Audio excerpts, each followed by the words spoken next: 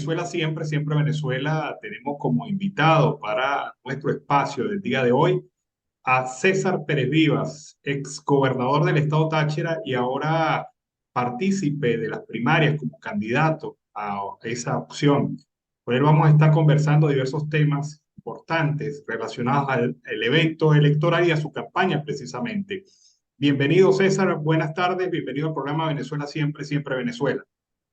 Buenas tardes, mi querido amigo Alan Peralta. Un grato placer compartir contigo en tu programa Venezuela Siempre, Siempre Venezuela. Siempre es muy grato dialogar con los amigos y poder comunicarnos con los venezolanos que están interesados en la vida y en el desarrollo de nuestro país. César, para nadie es un secreto que estas primarias han sido amenazadas de todas las maneras posibles, jurídicamente, con acciones, con persecución, con hostigamiento a los candidatos, con inhabilitaciones. Es decir, se ha pretendido cercenar el derecho de los venezolanos a elegir a través del voto. ¿Cuál es la visión que tienes en este momento sobre esas amenazas que ya se han presentado y las futuras? Hay gente que teme incluso que las primarias no se realicen. Ciertamente, Alan, estamos transitando un camino espinoso, tortuoso, porque en Venezuela tenemos establecida una dictadura del siglo XXI, no un socialismo del siglo XXI, dijo Hugo Chávez, pero el socialismo científico siempre lleva a la dictadura, lo que Marx llamó la dictadura del proletariado.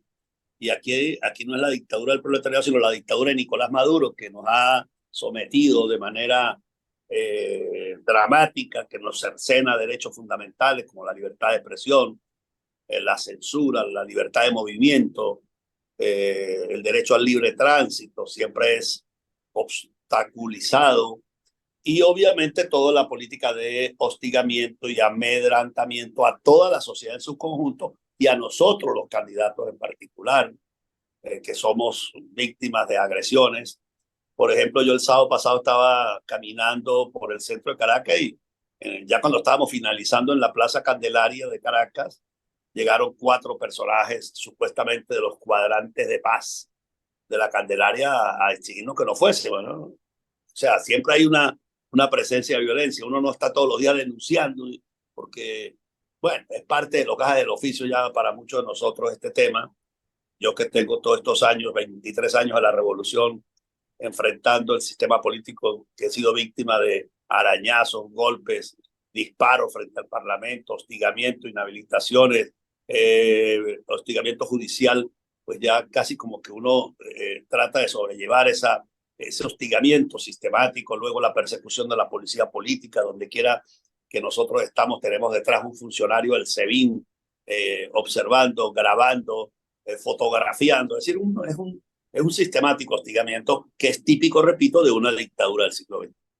Pero a pesar de esas circunstancias, nosotros tenemos que desarrollar una acción política porque las dictaduras siempre han querido revestirse de democracia, siempre quieren ponerse un ropaje, aparecer que tienen elecciones, y de acuerdo con la Constitución, el año que viene tenemos elecciones presidenciales. La estrategia de Nicolás Maduro es dividir a la sociedad, dividir a la oposición, desmoralizar al conjunto de los ciudadanos para que la gente se haga la idea de que este régimen es para siempre, que aquí no hay oportunidades de cambio, y la gente se desmoralice, termine yéndose del país o quedándose en sus casas sin participar, y de esa manera facilitarle a Maduro una nueva elección el año 2024. Yo soy de los dirigentes venezolanos que han tomado la determinación de dar la lucha para que vayamos a las elecciones, para que enfrentemos a Maduro en el campo electoral y para que sea Maduro el que finalmente tome la decisión de contarse o no. Porque en el fondo Maduro lo que tiene es un gran miedo al pueblo venezolano, que lo repudia. 80-90% de los venezolanos quieren cambiarlo, y nosotros tenemos que llevarlo al punto con una candidatura unitaria de contarse o de, repito, darle el palo a la lámpara. Y por eso las primarias del 22 de octubre son importantes, debido a que hemos logrado concientizar a una parte significativa del país, a una parte muy valiosa, que ha asumido el compromiso de participar, y nosotros como aspirantes a la candidatura presidencial, pues hemos estado presentes en todo el país, dándole contenido al debate político, haciéndole propuestas y diciéndole al país que es posible una Venezuela diferente a esta de la miseria y de la pobreza del socialismo del siglo XXI. Ahora, César, has tocado un tema importante. La nueva matriz de opinión es la de decir que la gente no sabe que hay primarias, que esto es un evento prácticamente exclusivo de una pequeña porción del país. Usted que está en la calle todos los días, ¿qué siente en relación al conocimiento que el pueblo pueda tener en relación a este evento político? Bueno, ha ido creciendo, ¿no? El conocimiento. Hay que recordar que Venezuela es un país con censura, donde los grandes medios de comunicación tocan marginalmente la actividad política de la oposición. En Venezuela los medios masivos, incluidos los medios independientes, están autocensurados y no pueden difundir los conceptos o las ideas políticas de quienes adversamos al socialismo del siglo XXI. Pero no hay duda que hoy tenemos un nivel de conocimiento de la primaria y de las opciones electorales superior infinitamente al de hace un año, cuando yo empecé a plantear la idea de las primarias presidenciales. Tengo la satisfacción de haber sido, digamos, el principal promotor, el principal precursor desde la época del referéndum revocatorio. Vengo manejando el tema de la participación electoral, de modo que a esta altura del tiempo ya, digamos, buena parte del país está informado. Por supuesto que siempre hay segmentos o que no están informados o que teniendo tantos problemas no le dan importancia al hecho político. Hay un segmento todavía importante de la sociedad que estima poco útil a su vida participar en el hecho político. Otros se cuidan por el mismo sistema de terror que han implantado los gobernantes actuales de amenazar a los empresarios, a los comerciantes, a los ciudadanos comunes con quitarle una ayuda modesta que le dan con una bolsa de comida, con un bono miserable que el gobierno les da. Entonces, en medio de la pobreza, mucha gente se abstiene de participar y de opinar precisamente por el terror que existe en Venezuela. Ahora bien, vamos a hablar de la propuesta política de César Pérez Vivas.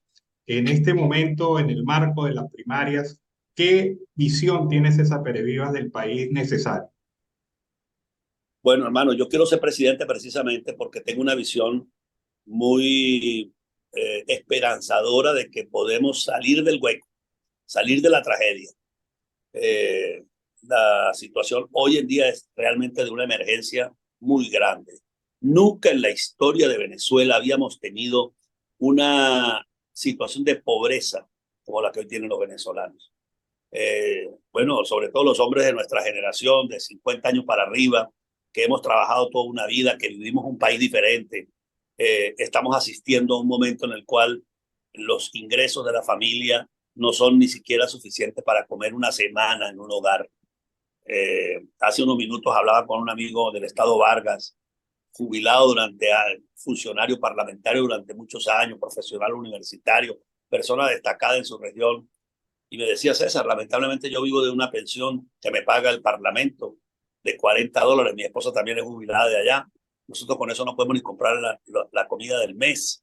Y son personas de un buen nivel educativo, profesionales universitarios, personas de reconocida solvencia moral. Pero lamentablemente el país se hundió, destruyeron la economía, se robaron los dineros públicos y hoy en día el país está sometido a una emergencia humanitaria. Entonces, mi propuesta es un cambio profundo del modelo estructural y económico, político y económico, pero un plan de atención inmediata a esa población vulnerable que son la inmensa mayoría de los ciudadanos habitantes de este país. Por eso cuando usted ve mi propuesta en las redes sociales, dice el plan de emergencia humanitaria, que significa un plan para poder proveer alimentos a la población, que no lo tenemos en Venezuela, y un plan sanitario para poder ofrecer atención de salud inmediata a los ciudadanos que están enfermos y que no pueden ir a ningún lugar porque no tienen dinero para pagar una consulta privada, porque no tienen dinero para pagar exámenes privados, ni mucho menos el tratamiento que significa cualquier patología que tenga un ser humano.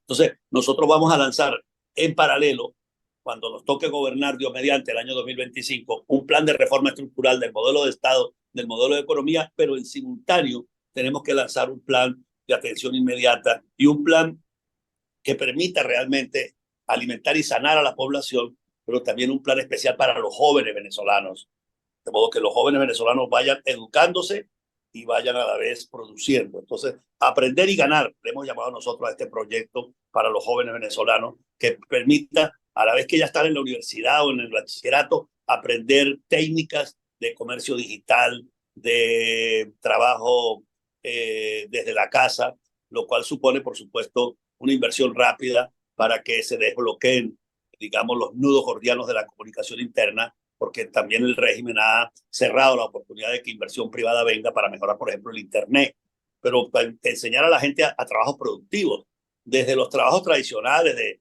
que mucha gente aprende, como albañilería, plomería, mecánica automotriz, mecánica de equipos, otras nuevas oportunidades de empleo para los jóvenes, que son el marketing digital, que es la programación, que es el aprendizaje de idiomas modernos para el comercio. Nosotros somos un país ubicado en un contexto geopolítico que nosotros tenemos que preparar a nuestros jóvenes para que hablen inglés, para que hablen portugués, que tenemos al sur al Brasil, para que hablen chino, que es el nuevo lenguaje también de muchos sectores del comercio, y tenemos que dinamizar al país para esto. Entonces, un plan especial para la juventud y un plan especial para la tercera edad serán puntos fundamentales en la tarea del gobierno que yo aspiro a presidir en el año 2025. Un mensaje para la migración venezolana, aquellos 400.000 venezolanos que aproximadamente manifestaron de alguna u otra manera su intención de participar en las primarias en todo el mundo. ¿Qué mensaje le envías? Bueno, efectivamente, debemos reconocer a todos esos venezolanos que tomaron su tiempo, su interés en participar en las primarias, en registrarse. Eso para nosotros es muy significativo porque son personas que en medio de todas las dificultades que significa estar en otro país, trabajando, porque sabemos que todos están muy comprometidos con el trabajo para poder llevar adelante una vida digna donde se encuentran. Sin embargo, tienen el tiempo y el interés de contribuir a resolver el tema de Venezuela y participar en la escogencia de un candidato unitario de la oposición es una significativa contribución que yo valoro positivamente. Ahora bien, yo voy a ser un presidente que va a trabajar un plan especial de la migración, porque es una parte de la nación que está afuera. Son 7 millones de ciudadanos que tienen que ser atendidos por el Estado venezolano. Aquellos que digamos, tienen el interés de venir, vamos a tener un programa especial de estímulo al retorno a la patria.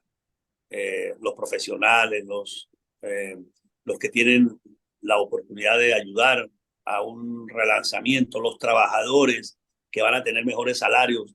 Por ejemplo, cuando nosotros recuperemos el salario, fruto de todos los cambios del modelo económico que tenemos planeado desarrollar, y un trabajador en Caracas, en San Cristóbal, en Barquisimeto o en Maturín pueda ganar lo mismo o más de lo que gana en Bogotá, en Lima, en Santiago, en Quito, van a retornar la buena parte de ellos, porque en primer lugar van a retornar a su hogar, van a retornar al seno de su familia y van a obtener ingresos iguales o superiores, porque aquí vamos a tener una economía pujante de nuevo. Nosotros en 5 años que va a durar mi gobierno, vamos a lograr de nuevo una recuperación del salario. Y lo vamos a hacer en primer lugar porque vamos a cambiar el modelo económico. Vamos a salir de la economía socialista, donde el Estado, el gobierno es dueño de los medios de producción, donde el gobierno interviene para regular la economía. Nosotros vamos a un modelo de economía de mercado con compromiso social y ambiental. Y economía de mercado significa respeto a la propiedad privada, respeto a la iniciativa privada, participación de la empresa privada en el desarrollo económico. Y básicamente las áreas pivote donde la economía venezolana tiene capacidad de producir ingresos rápidos. Uno de ellos, por supuesto, es el petróleo. Nosotros tenemos la mayor reserva petrolera del mundo, tenemos unas instalaciones y una tradición petrolera muy importante. Entonces, pero el gobierno la destruyó. De 3,5 millones de barriles que habían en Venezuela de producción diaria cuando llegó la revolución al poder, ahora estamos apenas en 700.000 barriles. Bueno, nosotros podemos perfectamente en 5 años llegar a 3 millones, 2,5 millones. ¿Cómo lo vamos a hacer? Llamando al capital privado a invertir, porque el gobierno no tiene plata. Entonces hay que asociarnos con las grandes empresas petroleras del mundo que quieran venir a extraer petróleo, a procesar, refinar petróleo, de modo que tenemos que abrir la oportunidad para que empresas internacionales se establezcan en Venezuela, para que empresas internacionales puedan fundar nuevas refinerías, para que tengamos la apertura hacia la petroquímica. Tenemos que privatizar la distribución del gas doméstico, de la gasolina nuevamente, de modo que se movilice la economía. Eso va a significar, necesitamos una inyección de por lo menos 20.000 millones de dólares por año en la industria petrolera, y eso significa un incremento del empleo, un incremento del circulante, y esto va a traer un movimiento económico como el que Venezuela tenía. Nosotros éramos un buen país. Eso no quiere decir que éramos un país perfecto, nada que se parezca. Siempre hemos tenido fallas, pero nada comparado con lo que hoy tenemos. Yo comentaba en estos días que estaba caminando por acá por Petare en Caracas, y una señora me dijo: César, éramos felices y no lo sabíamos. Mucha gente tiene esa idea, éramos felices y no lo sabíamos, porque antes el pobre podía mandar a su hijo a la universidad. Antes el pobre, los hijos de los campesinos, de los obreros, iban a la universidad y se graduaron. Nosotros pertenecimos a una generación que tuvo la oportunidad de estudiar gratis en las universidades venezolanas. Había comedores, había transporte, había todo. Hoy en día no hay nada de eso. Hoy en día lo que hay es pobreza. Entonces la gente valora lo que ha perdido. Bueno, Venezuela puede volver a tener eso con un buen gobierno, con un gobierno medianamente sensato, de gente honesta, no de ladrones como estos bandidos que se han robado el país, como se robaron PDVSA, o se sacaron los reales con Tarek El Aissami a la cabeza y con el otro señor que estaba antes de ministro de Petróleo. Es decir, vamos a poner gente decente a gobernar, vamos a poner gente profesional, vamos a establecer un sistema de control y vamos a meter a la cárcel a los que se metan a ladrones. Que lamentablemente aquí lo que ha faltado es autoridad y carácter, porque todos son una camarilla que se tapan unos con otros. Entonces, si nosotros logramos este cambio y logramos que el país vuelva a recuperar el salario, la migración va a volver. La gente que está afuera, mucha va a regresar. Hay otros que se han establecido, que han echado raíces, que no van a poder venir o que no van a poder regresar. Bueno, a esos venezolanos también tenemos que darles atención.